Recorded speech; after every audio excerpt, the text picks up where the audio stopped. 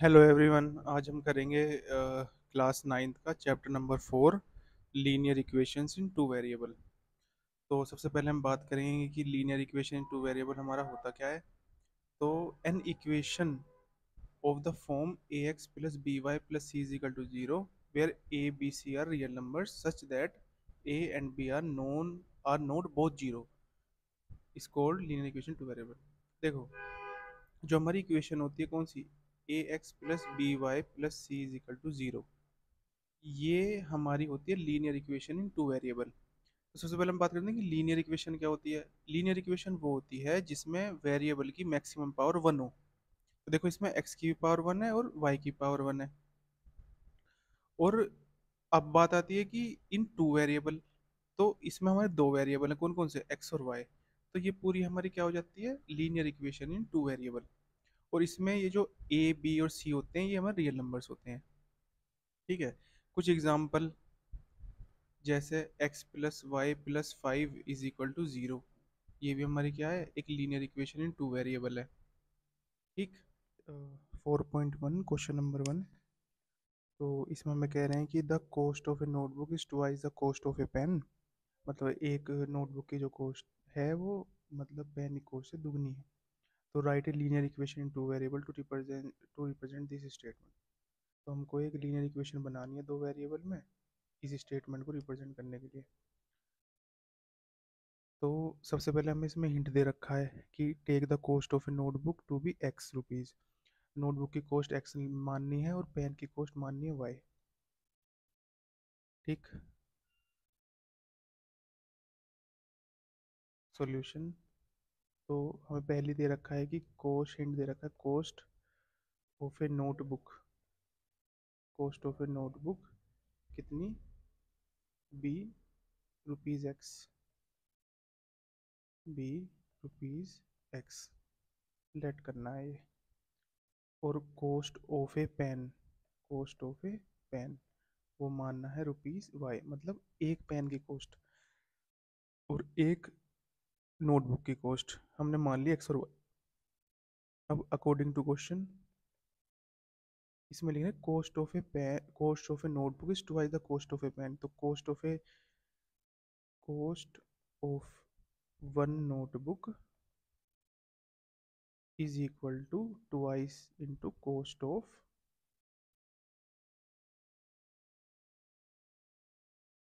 Of one pen. ठीक है। चाहे आप यहाँ पे भी वन लिख लो। ठीक। तो कॉस्ट ऑफ वन नोटबुक कितना है, X into is equal to X is equal to two into cost of one pen Y. तो X is equal to two Y, ये हमारी क्या हो गई, इक्वेशन बन गई। ठीक है। इसको चाहो तो आप ऐसे भी लिख सकते हो, x minus two y is equal to zero. ठीक है।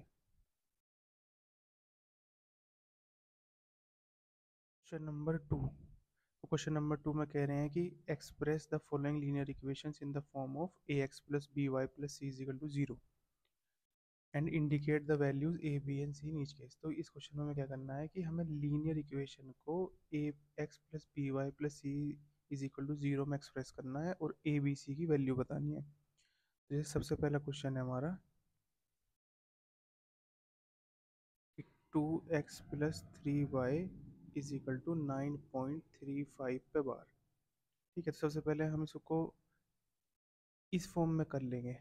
तो two x plus three y minus का 9.35 पे bar is equal to zero. अब इसको कंपेयर कर लेंगे हमारी, जो हमारी स्टैंडर्ड फॉर्म है, on comparing with a x plus B Y plus C is equal to zero. तो देखो, यहाँ पे एक्स के आगे ए है, ठीक है, यहाँ पे एक्स के आगे टू है, तो टू, ए की वैल्यू टू हो गई, बी की वैल्यू कितनी होगी, थ्री, सी की वैल्यू माइनस का 9.35 पे बार। ये हमारा आंसर हो गया। Second,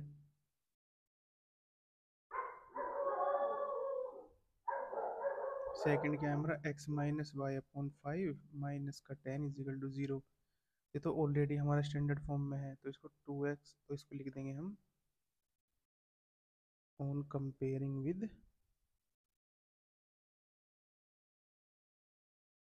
A x plus B Y plus C is equal to zero. तो ए कितना हो गया हमारा, यहाँ पे ए के आगे क्या है, वन, वन हो गया।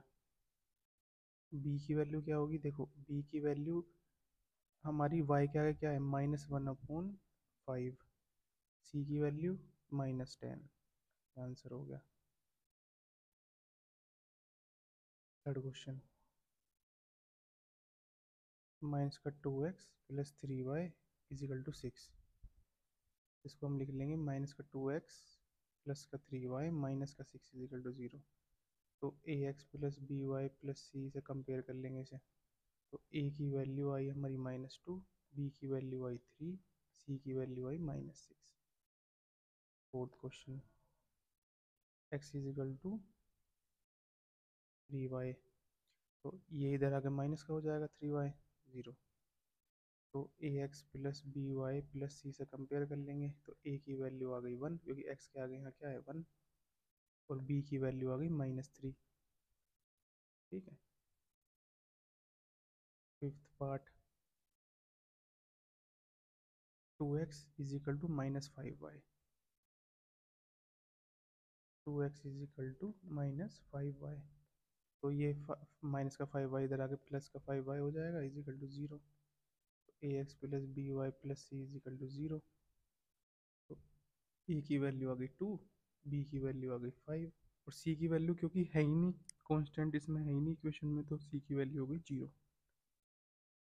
ठीक। अब देखो इसमें हमें एक्सप्रेस भी करना था A x plus B Y plus C में। तो अब यहाँ पे सी तो है नहीं, तो हम क्या लिखेंगे, एक्स -3y अब प्लस 0, क्योंकि कांस्टेंट वैल्यू है नहीं ना हमारे पास। तो सी कितना हो जाएगा हमारा, 0 हो जाएगा। ठीक है। ऐसे नीचे वाले में सी नहीं है, तो हम कैसे लिखेंगे, 2x प्लस 5y प्लस 0 इज इक्वल टू 0। ठीक है।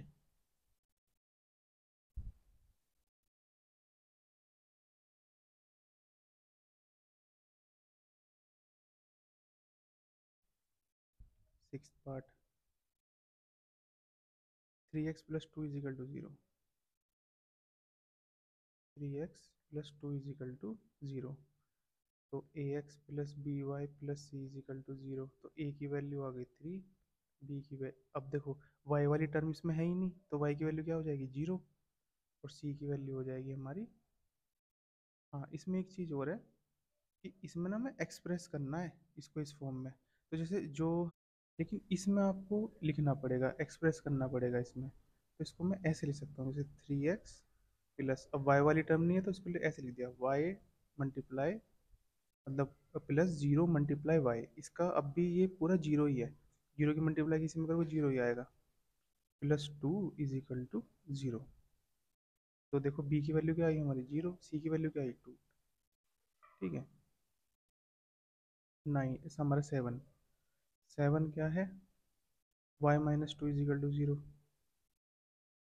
y - 2 is equal to 0। तो इसमें x वाली टर्म नहीं है, तो उसको क्या लिख दोगे, 0 × x plus y - 2 is equal to 0। तो A x plus B Y plus C is equal to 0। तो ए की वैल्यू क्या आ गई, 0 आ गई हमारी, बी की वैल्यू आ गई 1, सी की वैल्यू आ गई -2। 8, 8 है हमारा 5 is equal to 2x, 5 is equal to 2x। तो इसको इधर ले आओ, तो ये जो माइनस का 2x प्लस का 5 इज इक्वल टू 0, वाई वाली टर्म नहीं है तो उसको कैसे लिखेंगे, 0 × y plus 5 is equal to 0। तो A x plus B Y plus C is equal to 0। तो ए की वैल्यू क्या आई, -2, बी की वैल्यू आई 0, सी की वैल्यू आई 5। ठीक है। तो यही थी हमारी एक्सरसाइज 4.1। वीडियो हेल्पफुल लगी है तो हमारी वीडियो को लाइक करें, कमेंट करें, अपने फ्रेंड्स के साथ शेयर करें, और हमारे चैनल को सब्सक्राइब करें। Thank you.